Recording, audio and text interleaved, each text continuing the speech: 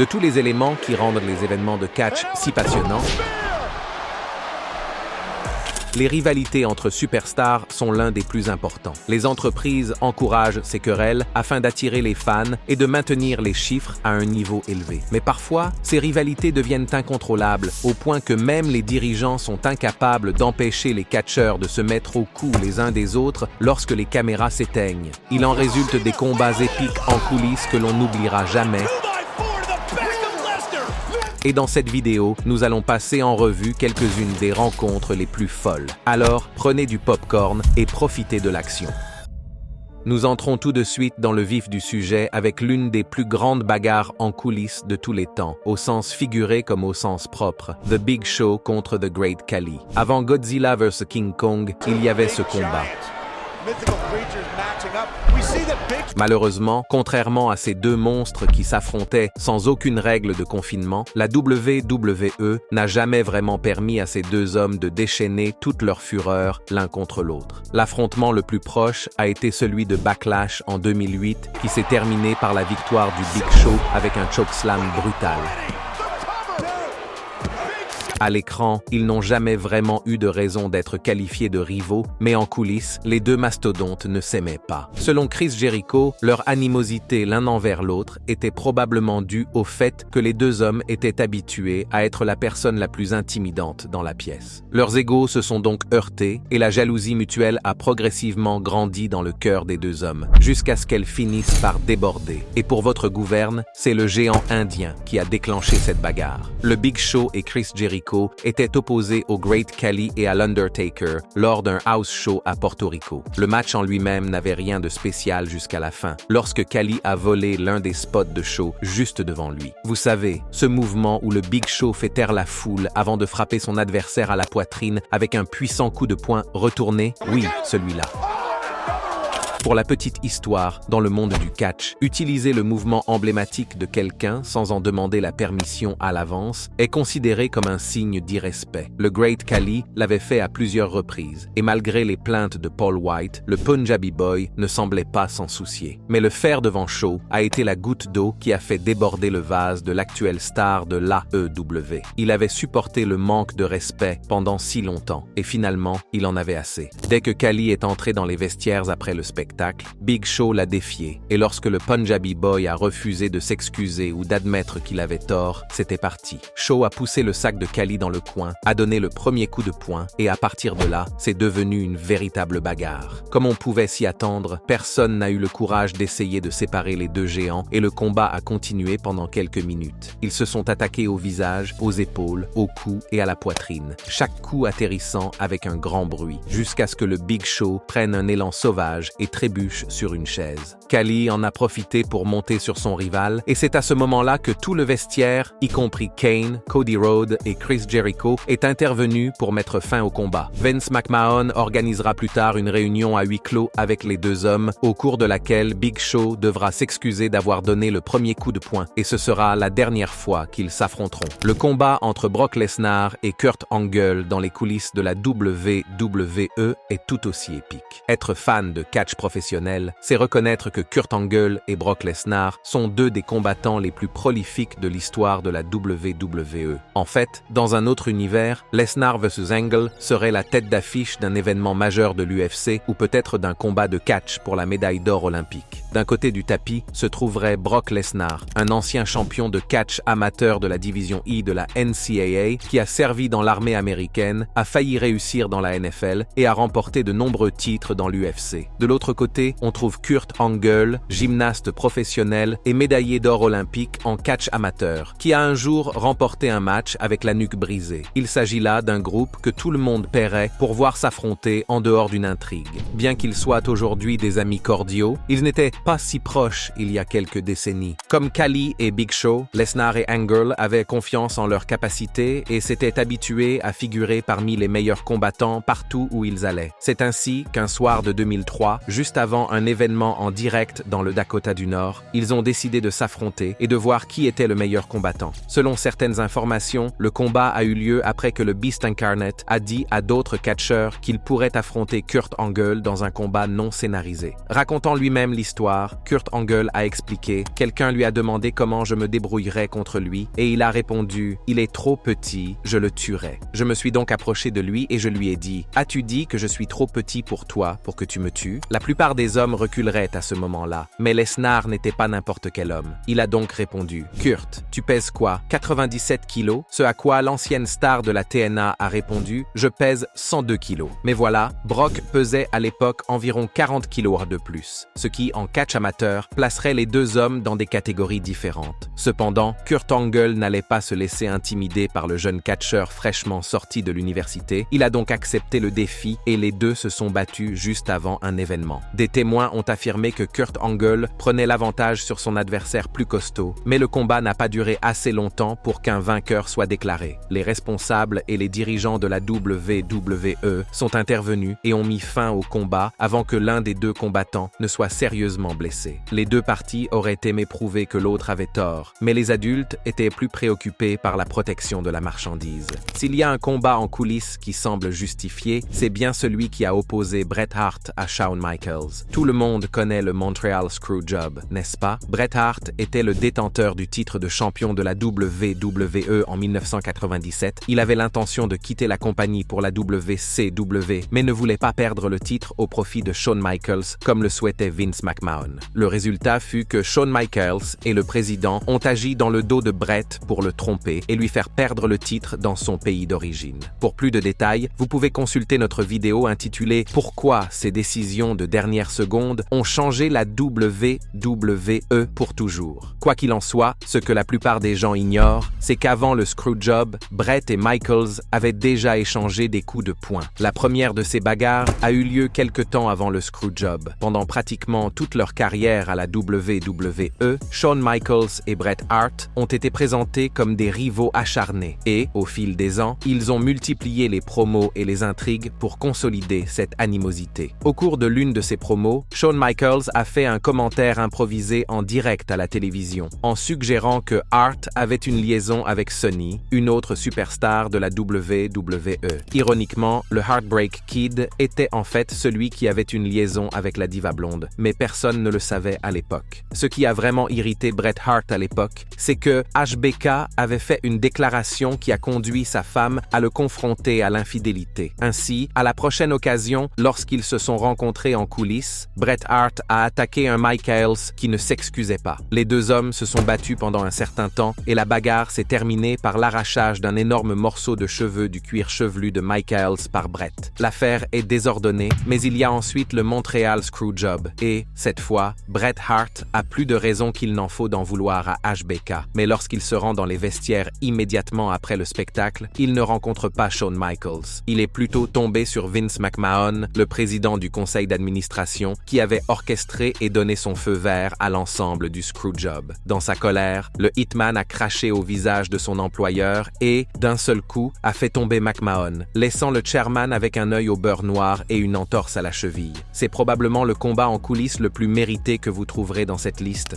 Dave Bautista est l'une des superstars hollywoodiennes les plus appréciées aujourd'hui. Alors, quand on parle de son temps en tant que catcheur professionnel, c'est toujours avec une pincée de sentiments. Les gens adorent parler de ses qualités de travailleur, de sa maîtrise du rôle de babyface charismatique et des nombreux titres qu'il a remportés. Mais si tout cela est vrai, une autre vérité importante sur le temps passé par Batista à la WWE est qu'il était assez arrogant. En l'espace de 5 ans, il est passé du statut de talent prometteur du territoire de développement à celui de l'une des 3 plus grandes superstars de la compagnie. Batista avait donc peut-être le droit de se promener avec l'épaule levée, mais beaucoup de ses collègues ne l'acceptaient pas. Booker T, une autre superstar de la WWE qui à l'époque connaissait une période faste et participait aux événements les plus importants, détestait particulièrement la nouvelle fierté de Batista. Booker T et Batista s'étaient déjà affrontés à plusieurs reprises, notamment lorsque Booker et Rob Van Dam avaient fait équipe pour vaincre Batista et Ric Flair et remporter le World Tag Team Championship en 2004. Mais en 2006, alors que les deux hommes étaient en lice pour le titre mondial des poids lourds, les tensions se sont exacerbées et des coups de poing ont fini par être être échangés en coulisses. Des témoins oculaires ont déclaré que Booker avait clairement provoqué la bagarre, et l'animal n'a pas hésité à mordre à l'hameçon et à entamer un véritable pugilat dans les vestiaires. Parmi les autres catcheurs présents dans la salle pendant cette bagarre, Rey Mysterio a tenté de l'interrompre, mais les deux hommes n'ont pas bougé. Au lieu de cela, ils ont fini par rouler sur le sol et se frapper l'un l'autre avant que d'autres catcheurs ne parviennent à les séparer. On raconte même que la femme de Booker T, Sharmell, est intervenue en frappant Batista d'un coup bas après que les deux hommes se soient séparés. Bien des années plus tard, on raconte que c'est Booker T qui a porté les coups les plus propres, bien que certains le nient, car c'est Booker qui est sorti de la bagarre avec un œil au beurre noir. Parlant de la bagarre à l'époque, Booker a déclaré « Je me suis battu toute ma vie. On ne demande pas à quelqu'un de se battre si on ne connaît pas ses antécédents, ce qu'il a vécu et comment le tester. C'était son erreur, et je pense qu'il m'a certainement sous-estimé et qu'il pensait qu'il était le plus grand. Aujourd'hui, les deux hommes sont très cordiaux, et sur une bien meilleure page qu'ils ne l'étaient il y a presque 2 décennies, c'est donc une bonne chose à retenir de leur combat. Ensuite, regardons la bagarre en coulisses entre Marty Jannetty et Shawn Michaels, qui est l'une des plus anciennes bagarres réelles hors caméra et aussi l'une des histoires les plus juteuses. Marty Jannetty fait partie de ces catcheurs professionnels dont on ne parle plus aujourd'hui que pour tester ses connaissances. Et cela a moins à voir avec Jannetty qu'avec la façon dont Shawn Michaels l'a traité. Marty Jannetty était le premier partenaire de Shawn Michaels au sein d'une équipe de tag team dans les années 1980, à l'époque où ils s'efforçaient tous deux d'atteindre les plus hautes sphères. Connu sous le nom de Midnight Rockers, le duo a apporté un nouveau style de haute voltige à la scène tag team qui a révolutionné la division et les a finalement fait signer par la WWE. Après quelques années de collaboration sous l'égide de Vince McMahon, le duo se sépare en 1991 lorsque HBK se retourne contre son partenaire dans l'un des plus emblématiques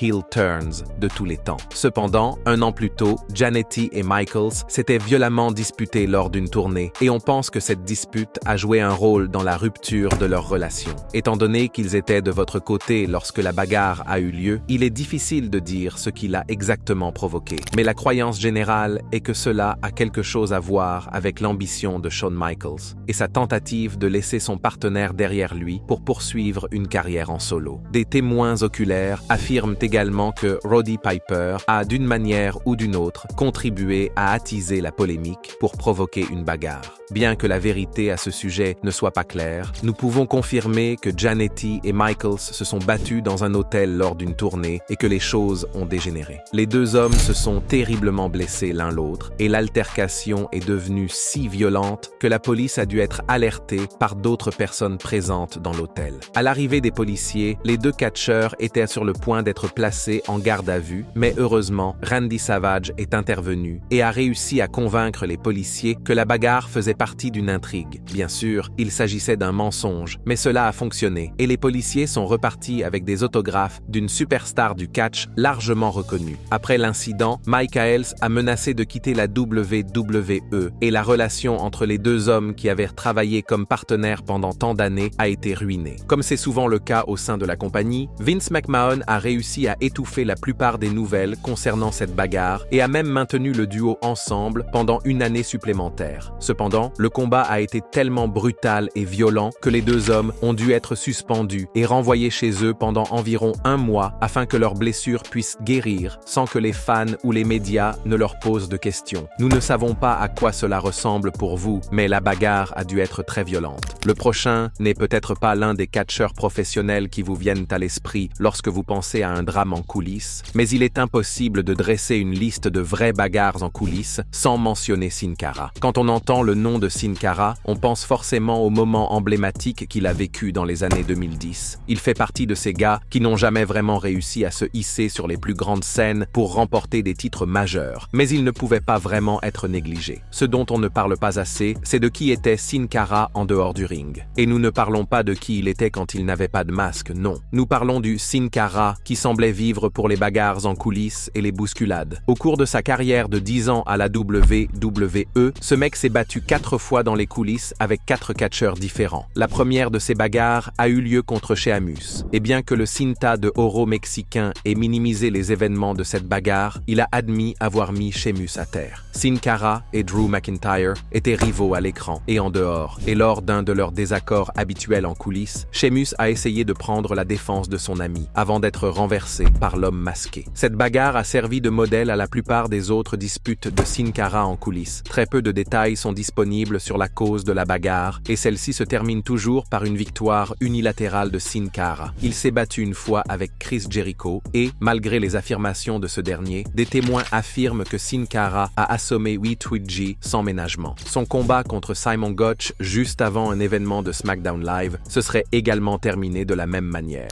Cependant, avec Albert Del Rio, les choses ont quelque peu dégénéré. Les deux hommes étaient devenus rivaux, principalement parce qu'ils étaient tous deux d'origine mexicaine et qu'ils n'étaient pas d'accord sur la question de savoir qui était la plus grande star. Une fois, avant qu'ils ne rejoignent tous deux la WWE, il était prévu qu'ils travaillent ensemble lors d'un événement. Mais Sin Cara, comme à son habitude, s'est présenté en retard, ce qui a mis Del Rio en colère. Les choses se sont envenimées en coulisses et Sin Cara a fini par sortir son arme à feu et menacer Del Rio. Selon les rapports, ce dernier était manifestement ivre, ayant fait la fête, mais heureusement, des passants ont pu désamorcer la situation. Les deux hommes sont devenus de bons amis, et on peut donc dire que tout est pardonné. Lorsqu'on lui a demandé pourquoi le combat, même sans les caméras et la foule, était devenu un vice répétitif pour lui, Sin Cara a répondu « C'est comme ça que j'ai grandi. Parfois, le catch est une activité difficile parce que tout le monde veut vous titiller et voir si vous êtes assez bon pour être là. Vous comprenez ce que je veux dire? Je n'ai jamais été là pour blesser quelqu'un ou dire que j'étais meilleur que quelqu'un dans ce sens. Mais évidemment, quand il s'agit de se battre, je peux le faire un peu. Il est le seul à savoir si c'est la vérité ou non. Mais étant donné que la WWE a dû l'envoyer suivre des cours obligatoires de gestion de la colère, il vaut mieux éviter Sin Cara si jamais vous le croisez dans la rue. L'une des bagarres les plus méconnues en coulisses a opposé Ric Flair et Eric Bischoff. Ce combat était un peu bizarre, car personne n'est sûr qu'il s'agissait vraiment d'un combat, pas même les gars impliqués dans cette bagarre. Dans les années 80 et 90, Ric Flair et Eric Bischoff comptaient parmi les plus grandes stars du catch professionnel. Ils travaillaient tous deux dans la défunte WCW et, bien qu'ils soient des superstars à part entière, ils n'ont jamais été d'accord entre eux. Ce qui a commencé comme un problème mineur de Flair contre Bischoff s'est progressivement transformé en un conflit de plusieurs décennies qui a conduit à un environnement de travail toxique. Tout a commencé lorsque Ric Flair a décidé de prendre une nuit de congé lors de l'événement Nitro de la WCW pour assister au tournoi de catch de son fils. Flair a fait cela parce qu'il savait qu'il n'avait pas un rôle central dans l'intrigue à ce moment-là. Cependant, Bischoff, qui était à l'époque le personnage principal de l'intrigue, a pris l'absence de Flair comme un coup de force et un manque de respect. Eric a pris les choses personnellement et tout cela a pris des proportions démesurées, au point que Bischoff a menacé de mettre Ric et toute sa famille en faillite par le biais d'un procès. Le procès a été rapidement classé, mais les deux hommes ne se sont jamais assis pour régler leurs différends, qui s'est donc poursuivi jusqu'au début des années 2000, lorsqu'ils se sont retrouvés, travaillant désormais pour la société de Vince McMahon à Stamford. Selon Bischoff, il avait passé quelques bonnes semaines avec Flair et pensait que leurs différends avaient été réglés. Flair, quant à lui, pensait encore ses vieilles blessures et son aversion pour Eric avait été ravivée par ce qu'il croyait être la nouvelle arrogance de Bischoff sur un projet en coulisses auquel ils participaient tous. Un soir, alors que Bischoff était seul dans les bureaux de la WWE après un épisode de Raw, Flair demanda à son ami Arn Anderson de monter la garde à la porte avant d'entrer pour attaquer Bischoff. Selon l'agresseur, il a attaqué son ennemi juré alors qu'il était assis sur un canapé et lui a même asséné quelques coups avant que le sergent Slaughter n'intervienne pour mettre fin à la bagarre. Voici ce qui est vraiment étrange dans cette histoire. À plusieurs reprises, Eric Bischoff a affirmé qu'il ne s'était jamais senti en danger pendant tout l'épisode, parce que Flair n'avait pas donné de vrais coups de poing. Selon lui, il n'a pas été frappé une seule fois, ce qui est contraire aux affirmations de Ric Flair. Alors pourquoi Flair aurait-il fait semblant de donner des coups de poing à son grand rival, alors qu'il n'y avait pas de caméra ou d'intrigue autour de cela? Nous ne le saurons probablement jamais. Ce que nous savons, c'est que les deux hommes ont été convoqués par Vince McMahon pour régler leurs différends et qu'ils sont restés en bons termes depuis. La prochaine fois que vous aurez un différend avec quelqu'un, essayez de jouer à la bagarre et vous verrez où cela vous mènera. Vous pouvez aussi faire ce que l'agresseur de ces deux dernières bagarres en coulisses a fait. Jacques Rougeau vs Dynamite Kid. Dynamite Kid n'a jamais été un grand nom en tant qu'athlète solo, mais en tant que membre des British Bulldogs, il était connu pour être l'un des meilleurs catcheurs de tag team de l'industrie. Aux côtés de Davey Boy Smith, les Bulldogs ont été parmi les pionniers de la culture tag team dans les années 1980 et 1990. Ils ont dominé la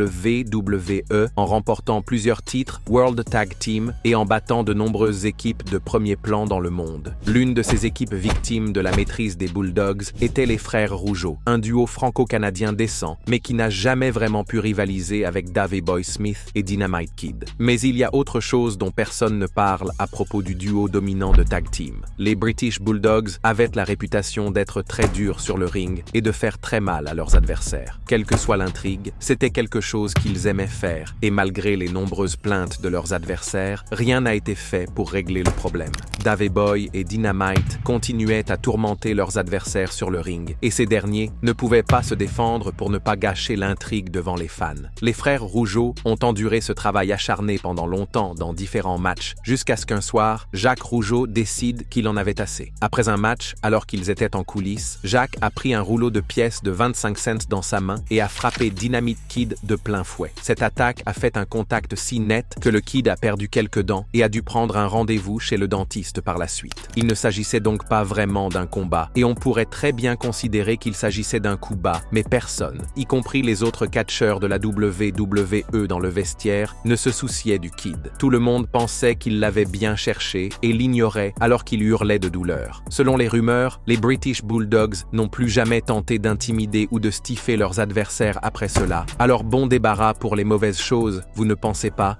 Voilà, c'est fait. Les catcheurs de la WWE qui se sont battus en coulisses. Laquelle de ces bagarres est la plus épique selon vous? Faites-nous part de vos impressions dans la section des commentaires et avant de partir, n'oubliez pas d'aimer cette vidéo et de vous abonner à Ring Rivals pour ne pas manquer les prochaines.